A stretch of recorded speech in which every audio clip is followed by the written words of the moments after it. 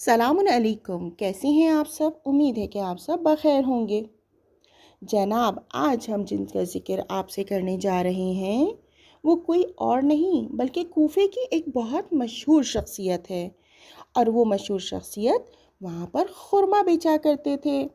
ان کا نام ہے میثم تمار۔ میثم ان کا نام ہے، اور تمار چونکہ وہ خورما بیچا کرتے تھے اس لیے انہیں تمار کہا گیا۔ اور آپ جانتے ہیں کہ وہ امام علی علیہ السلام کی ایمانی تربیت یافتہ شاگرد تھے۔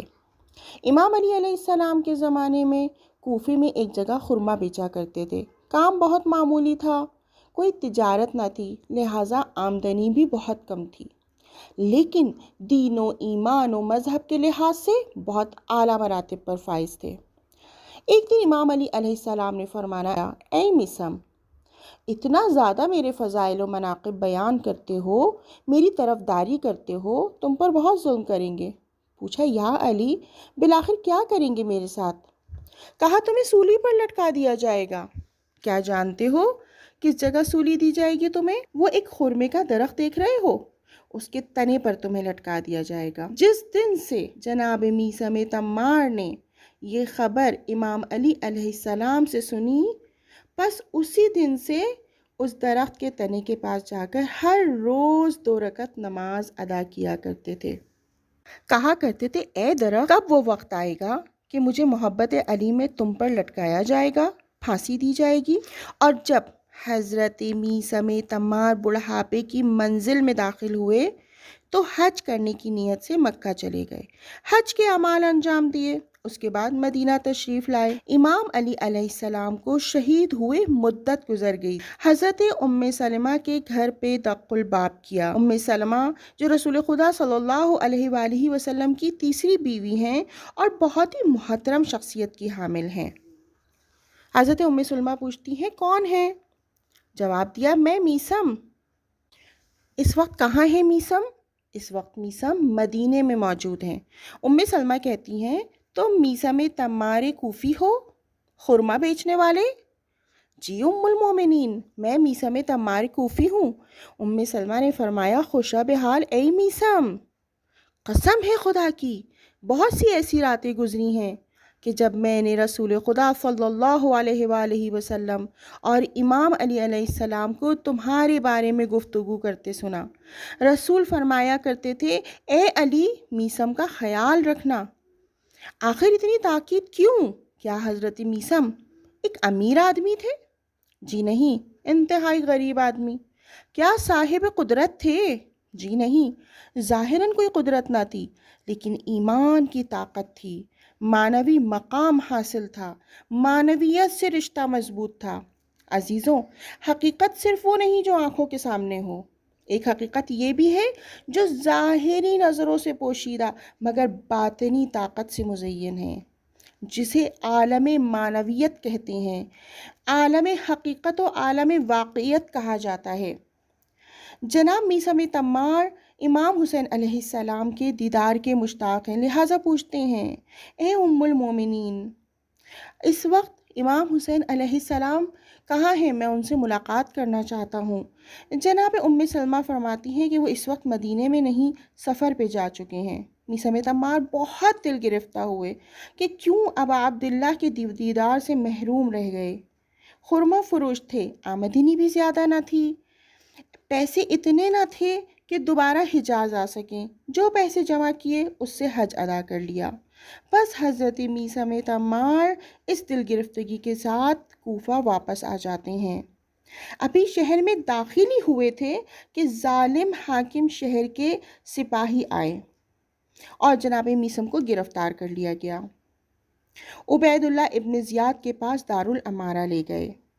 عبید اللہ ابن زیاد اپنی تمام تر خباثتوں کے ساتھ پوچھتے ہیں، اے میثم، حج کرنے گئے تھے، سنا ہے منع و عرفات و مشعر و مکہ و مدینہ میں علی کے فضائل بیان کرتے رہے ہو، کیا یہ سچ ہے؟ جناب میثم نے کہا، ہاں یہ سچ ہے، اور جب تک زندہ رہوں گا فضائل علی بیان کرنے سے کبھی پیچھے نہیں ہٹوں گا۔ عبید اللہ کہتا ہے، یہ جو علی کے لیے اتنی محنت کرتے ہو، فضائل بیان کرتے ہو، اتنی اہمیت دیتے ہو، بتاؤ تو ذرا انہوں نے میرے بارے میں بھی کچھ کہا ہے؟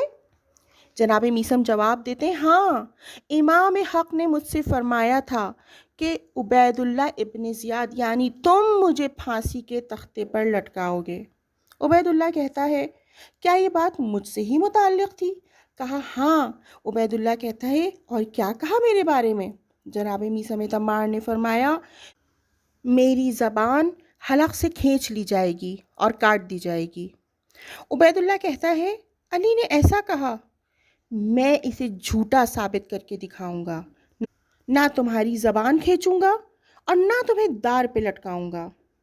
میثم تمار ایک حسین مسکراہٹ کے ساتھ فرماتے ہیں کہ اگر علی کہ جن کے ساتھ حق ہے، اگر انہوں نے کہا تو اور میں نے درست سنا تو جو علی نے کہا صحیح کہا، آج نہیں تو کل تم یہ سب ضرور کرو گے۔ جناب میثم کو زندان میں ڈال دیا گیا۔ زندان میں بھی فضائل علی بیان کرنے سے نہ رکے، زندانیوں کو جمع کرتے اور حضرت علی علیہ السلام سے اپنی محبت کا اظہار کرتے۔ زندان سے ایک شخص عبید اللہ کے پاس آتا ہے کہ کسے زندان میں بھیج دیا؟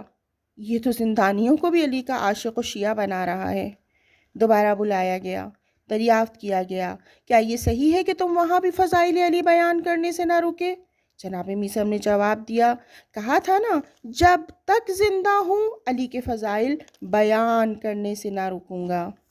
عبید اللہ شدید غصے میں حکم دیتا ہے، لے جاؤ اسے تختے دار پر، اسی تنے درخت پر کہ جس کی خبر امام علی علیہ السلام نے دی تھی۔ جناب میثم کو دار پہ لٹکا دیا گیا، بغل میں رسی ڈال کر اوپر کھینچا گیا۔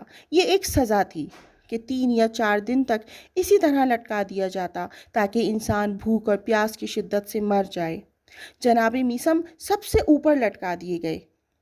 جناب میثم جب لوگوں کو وہاں سے گزرتے ہوئے دیکھتے تو انہیں روکتے اور کہتے، میری بات سنتے جاؤ۔ لوگ رک جاتے اور میثم تمار لوگوں کے سامنے دوبارہ امام علی علیہ السلام کا ذکر شروع کر دیتے، ان کی یاد دلاتے، ان کے فضائل و مناقب بیان کرتے۔ عبید اللہ کا سپاہی بھاگتا بھاگتا دوبارہ عبید اللہ کے پاس گیا، اے امیر، وہ تو تختے دار پر بھی خاموش نہ ہوا، وہ تو ابھی بھی فضائل علی بیان کر رہا ہے۔